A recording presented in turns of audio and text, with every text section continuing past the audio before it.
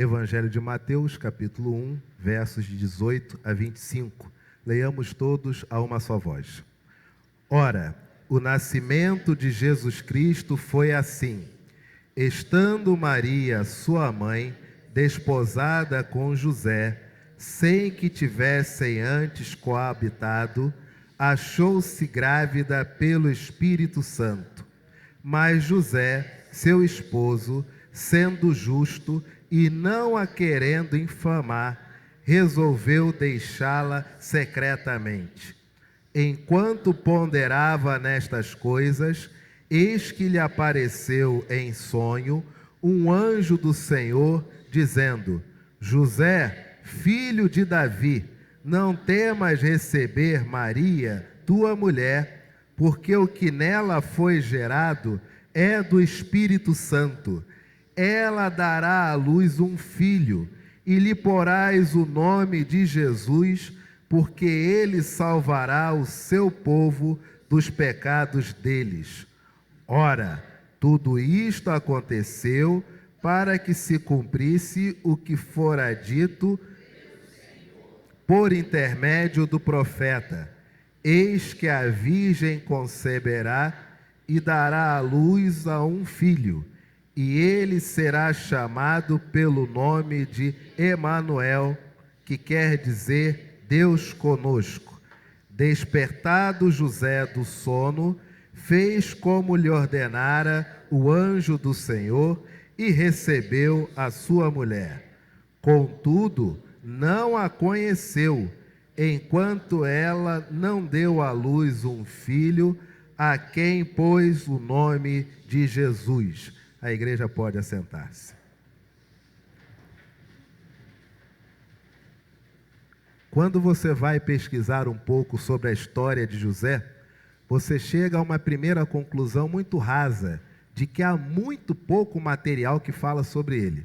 Você tem Mateus capítulo 1, a partir desse verso 18, você ainda tem Mateus quando fala da fuga para o Egito, depois você vai ter o relato de Lucas falando de Jesus adolescente no templo, onde aos 12 anos José ainda estava vivo ou ainda fazia parte da família de Jesus, porque não há um relato claro da morte de José. Então, em um primeiro momento, parece que você tem pouquíssimo material para falar dele. Parece que o material é tão pouco que as pessoas quase não falam dele. Não é verdade? José foi o cara que, porque ele era da tribo de Davi, virou pai de Jesus, mas a grande questão toda é Maria. E José? José foi aquele cara, depois sumiu também, a gente não está nem aí, vida que segue. Mas tudo o que se tem para falar de José que está aqui, é tudo que é necessário para que nós aprendamos como igreja, para que nós aprendamos como família, e especialmente para que nós aprendamos como homens. Olha o que diz a palavra do Senhor. Ora, o nascimento de Jesus Cristo foi assim. 2 pontos. Estando Maria, lembrando que no Evangelho de Marcos, José sequer é citado. Em Mateus, ele aparece. Em Lucas, ele é carpinteiro. E por aí vai. Ora, o nascimento de Jesus Cristo foi assim.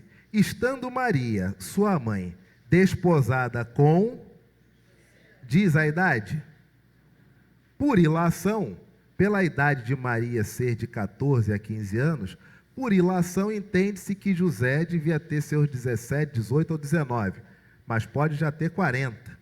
O texto não diz.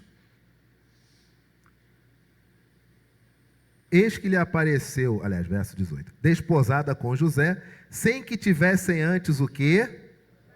Ou seja, ainda não tinham havido conjunção carnal, ainda não haviam celebrado, concluído o casamento. Achou-se grávida pelo... Você consegue entender isso, meu amigo? Quando a gente lê o texto de uma forma romanceada, você imagina um homem, um jovem, que quando chega, já encontra acabou de casar, mas aí quando vai ter a conjunção carnal, mas ela já está grávida, aí foi o Espírito Santo quem engravidou, e ele fica, tudo bem, e vamos que vamos. Mas lê esse texto no polo racional. Olha o que o texto está dizendo. O nascimento de Jesus Cristo foi assim. Olha a saga para Jesus nascer. Estando Maria, mãe dele, desposada com um homem cuja idade não é dito, chamado José, e aqui também não é dita a profissão dele ainda, sem que tivessem antes coabitado, ou seja, não houve a consumação do ato do casamento, antes disso acontecer, antes do casamento se consumar, ela já estava grávida. Mas tem um porém. O pai é o Espírito Santo.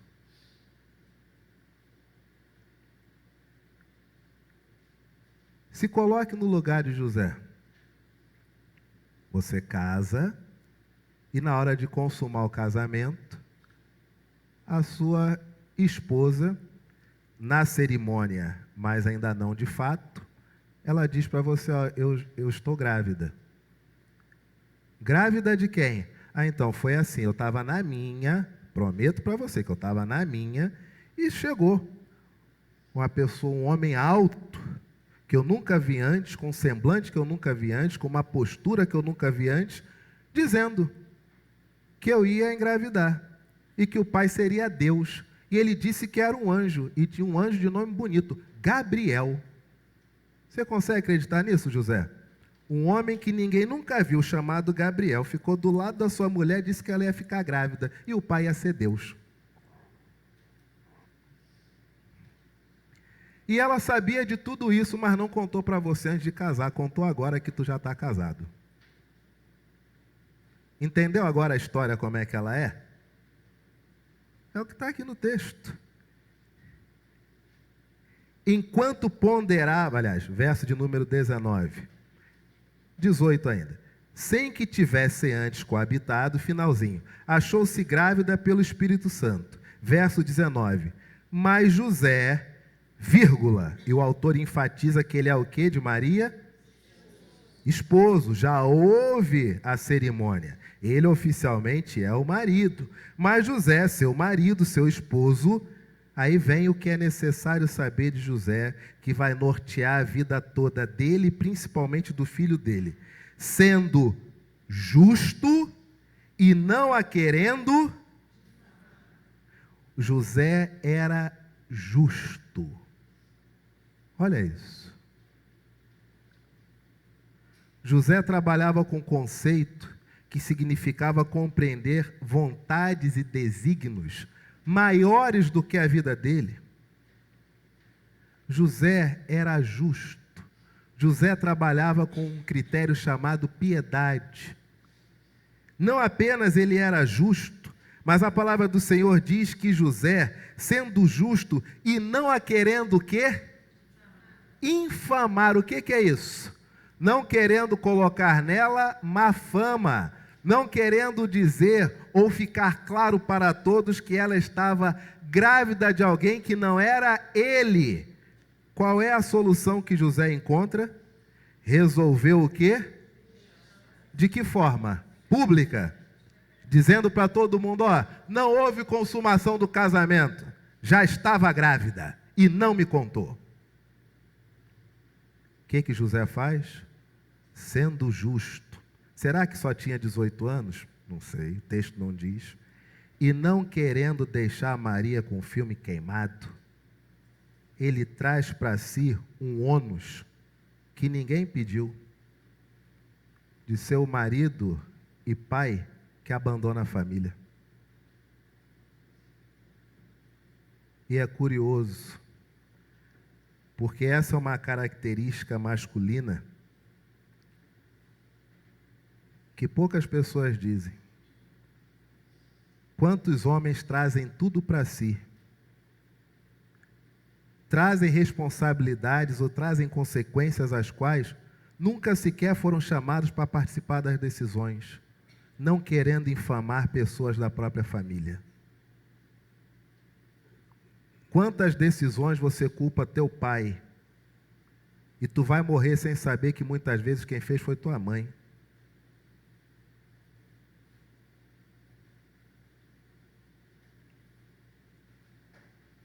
Quantas coisas um homem, ele chama para ele. Quando é homem? Quando foi criado para ser homem.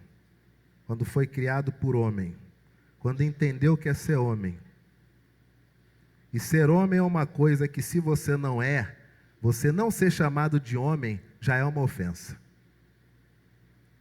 Mas José, seu marido, seu cônjuge, seu esposo, uma vez que era um homem justo, um homem piedoso, um homem de honestidade, um homem de caráter, e não querendo infamar, não querendo que aquela adolescente ficasse com um nome sujo entre as pessoas, não querendo que ela ficasse com uma má reputação, não querendo que achassem que ela adulterou, resolveu deixá-la secretamente. Ah, se os crentes aprendessem isso até para o divórcio. Isso aqui é um divórcio, porque ele já está casado. Não consumou, mas já é esposo. E resolve sair, porque o filho não é dele, mas resolve sair sem querer deixá-la com má reputação. Ah, se os crentes soubessem isso até para se divorciar, né? Mas os crentes não fazem isso nem para o divórcio. Não falo do ímpio, porque ele não tem a Bíblia como regra de fé e prática. Mas os crentes, está aqui. Olha aqui. O guia prático de uma necessidade premente de divórcio, o que se tem que fazer? Está escrito aqui. José, sendo seu marido, sendo justo, e não a querendo infamar, resolveu deixá-la secretamente. Quando eu não tenho mais o outro como meu, eu tenho que ser justo. Quando eu não tenho mais o outro como sendo meu, eu não tenho que lhe atribuir má reputação nenhuma. É isso que nós vemos nos nossos dias? A palavra do Senhor ainda diz. Você está vendo como é que o texto é visceral? Olha aqui. Sendo justo e não a querendo infamar, resolveu deixá-la secretamente. Enquanto ponderava nessas coisas, isso consumia José. Ele ficava o tempo todo, meu Deus, talvez me achem, talvez digam, você foi que abandonou a menor gestante, você foi o homem que não quis dar o nome para o garoto, por que você saiu daquele lugar? Você achou que ninguém ia te achar aqui? Enquanto ponderava, refletia, meditava, andava para lá e para cá refletindo essas coisas, eis que lhe apareceu em sonho. A coisa foi tão visceral que o homem simplesmente, ele se acaba, ele descarrega a bateria, ele pondera tanto que ele apaga.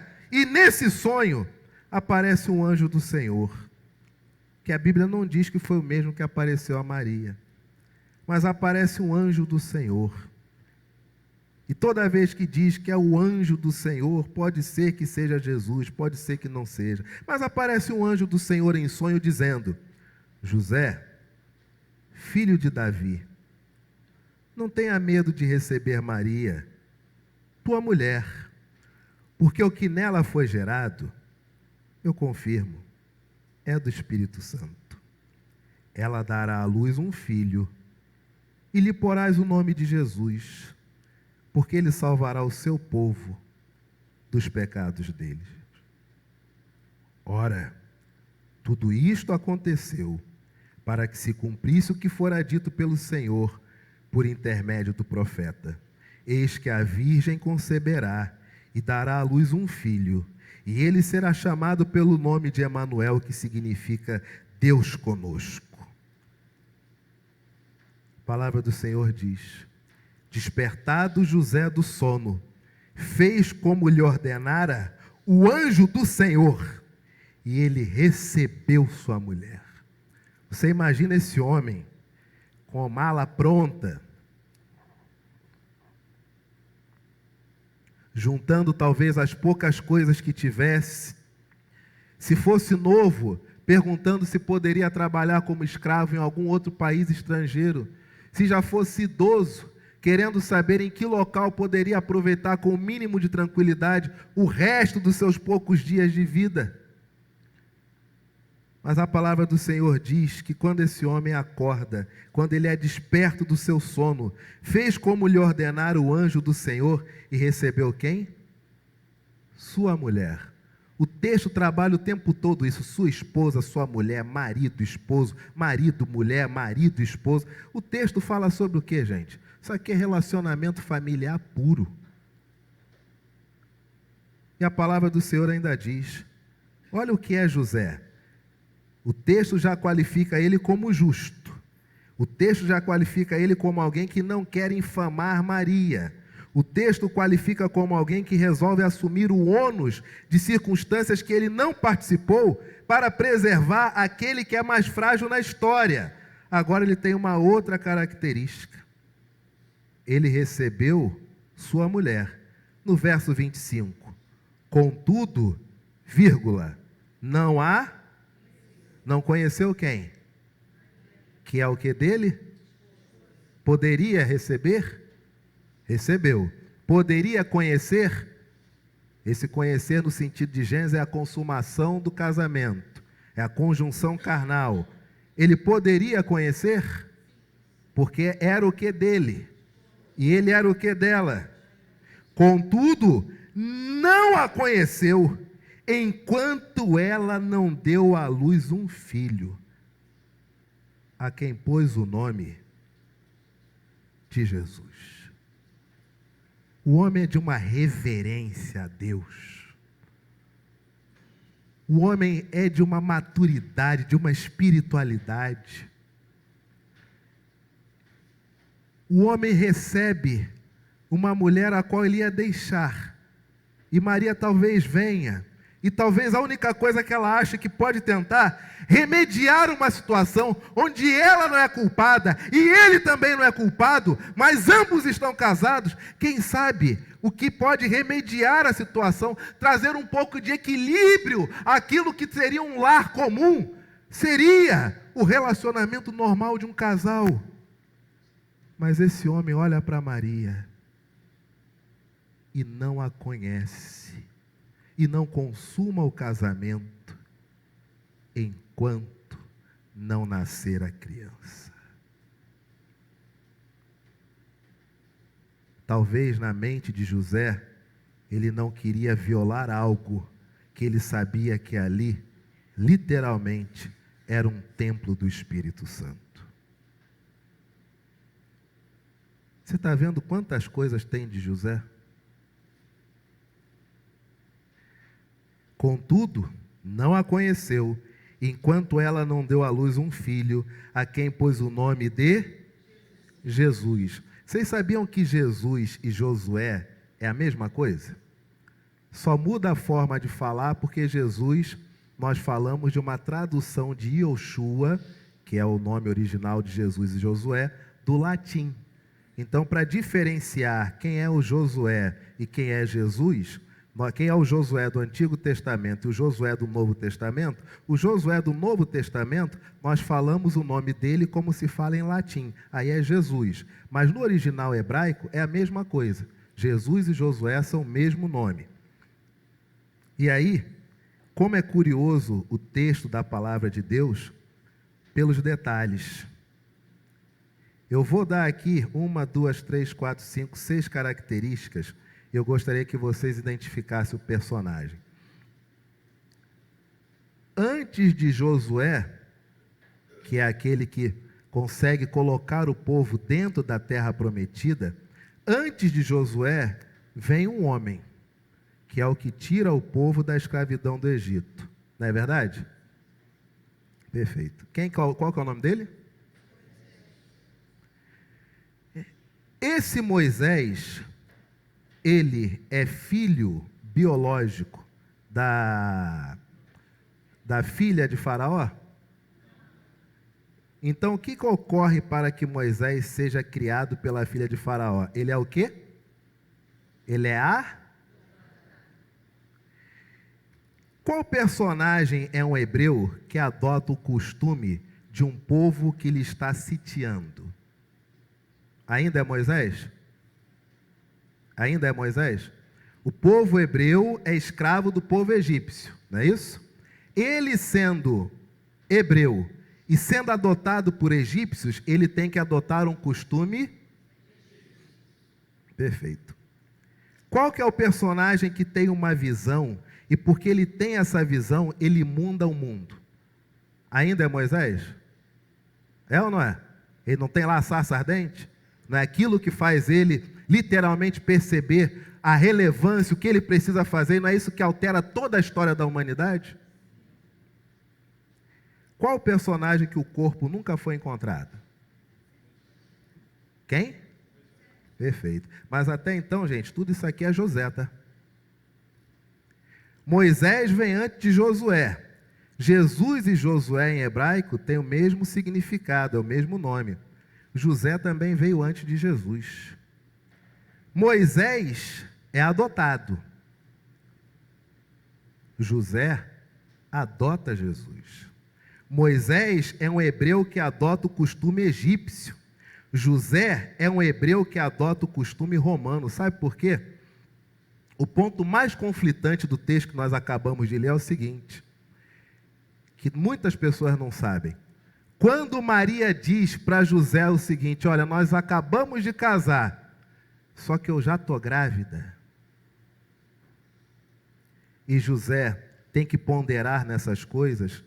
Tem uma coisa que ele pondera, talvez, mas isso deve passar batido na cabeça dele.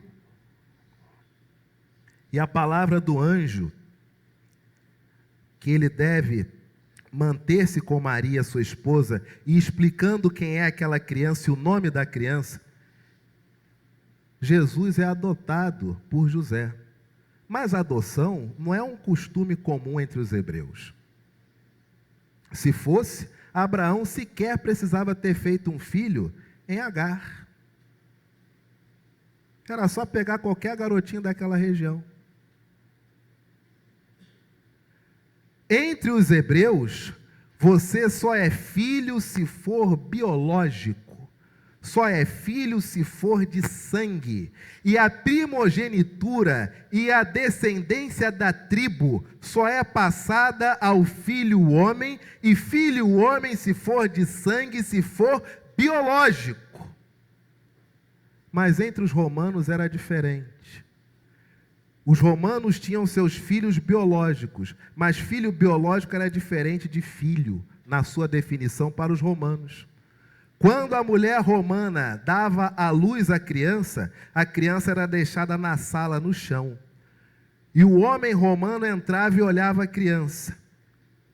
Se ele nada fizesse pela criança, aquela criança poderia ser destinada a ser qualquer coisa. Escravo, trabalhador, qualquer coisa. Se ele olhasse para a criança, pegasse a criança nos braços e colocasse em si no seu colo, aquela criança sim era filho dele. Esse era o costume romano de adoção. Adoção para Roma não é fazer algo por alguém que não é filho de sangue, o contrário. Para os romanos, ser de sangue, não ser de sangue não quer dizer nada. O que vale é o que eu sinto como pai. E quando um pai olhava aquela criança e dizia, pegava a criança e colocava no colo, aí sim, aquela criança, mesmo que fosse filho de sangue biológico, saído da mulher sua esposa, aquela criança para ele era um filho. Teria todos os direitos como filho. Esse era o costume romano. E aí você tem um hebreu chamado José, que o anjo diz, ela está grávida, quem fecundou foi o Espírito Santo, vai nascer uma criança, vai tirar o pecado do povo, vai ser chamada Jesus. E tal como Moisés é um hebreu que adota um costume egípcio, José é um hebreu que tem que adotar um costume romano.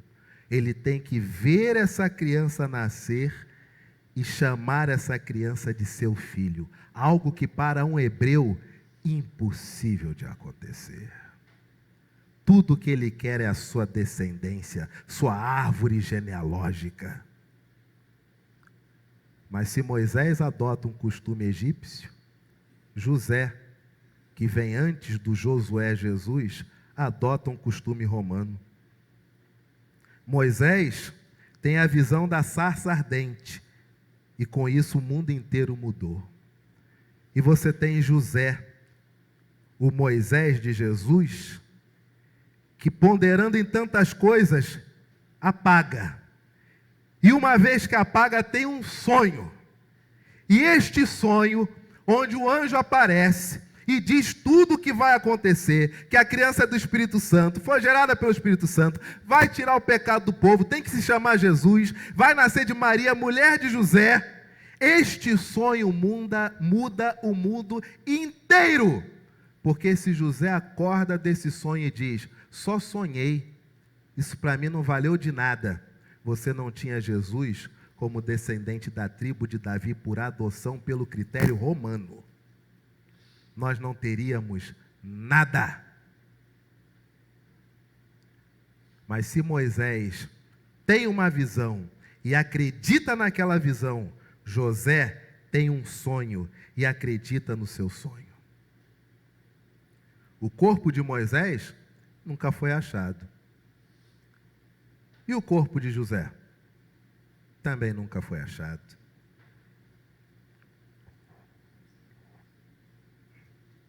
Homem, acorda.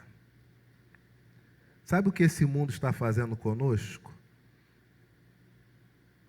Esse mundo está tirando de você aquilo que lhe é mais precioso, aquilo que lhe é único, aquilo que te classifica como homem diferente de outros homens.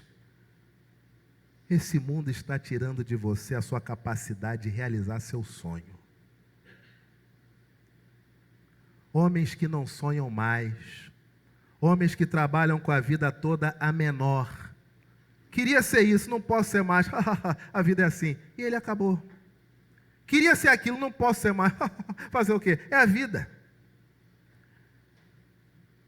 Olhando nas redes sociais, vejo vários vídeos de pessoas dizendo, o ano 2024 para mim foi maravilhoso, aí só conta desgraça e termina de forma sarcástica dizendo, foi um ano péssimo, mas foi maravilhoso. E aquilo que é para ser jocoso, na verdade, é o espelho de muitos homens na sociedade hoje. Ri da própria desgraça. Acha normal viver abaixo da média. Acha normal não impor-se em relação ao outro. Acha normal não dizer assim, desculpa, mas discordo. Se passar desse ponto vai ficar difícil. Eu vou até a página 3, a partir da página 4 já não vou mais, vou me levantar, vou embora. Homens, qual é a nossa maior capacidade? A nossa maior capacidade não é buscarmos o tempo todo sermos justos. Não é buscarmos o tempo todo não queimar o filme de ninguém. Quantas coisas a gente traz para a gente?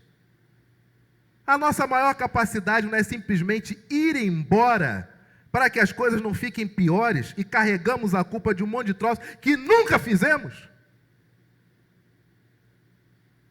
A nossa maior capacidade também é a de sonhar e acreditarmos no nosso sonho. Se nós estamos aqui hoje, é porque vários homens disseram, eu vou casar, vou ter uma excelente mulher, vou ter uma excelente esposa, vou constituir uma excelente família, vou ter os melhores filhos e darei tudo para os meus filhos e a minha família terá tudo, meu nome, minha raça, minha vida, eles terão tudo que eu puder dar e esses homens deram. E nós estamos aqui hoje por quê? Graças a homens que acreditaram nos seus sonhos. E uma mulher, quando é mulher, quando ela não se deixa levar por qualquer outra coisinha, por qualquer algo que diga assim, tu é mulher, tu tem que ser assim. Não, quando a mulher ela é mulher em si, quando ela é centrada em si mesma, quando ela tem senso de discernimento, quando ela encontra um homem que ela consegue ver, perceber a capacidade que ele tem de sonhar e materializar esse sonho, trabalhar esse sonho como se fosse real, sobrepor-se à realidade e vencer e mostrar que o sonho nada mais era do que uma visão antecipada do presente. O sonho era um mundo real, antecipado. Quando uma mulher enxerga um homem desse, minha querida, como ela confia e relaxa, como ela faz o que tem que fazer. Por quê? Ela está do lado de um homem. Agora, quantas mulheres não podem ser mulheres? Estão tendo que ser homem no lugar de ser mulher, Porque o homem deixou de ser homem. Que o cara parou de ser justo. O cara parou de querer infamar os outros. O cara não tem a capacidade de chamar para si a responsabilidade. O cara não tem mais a capacidade de sonhar e materializar o sonho. É mentira o que eu estou falando? Ou vocês estão felizes com os homens que existem hoje? Está tudo certo? Está tudo normal?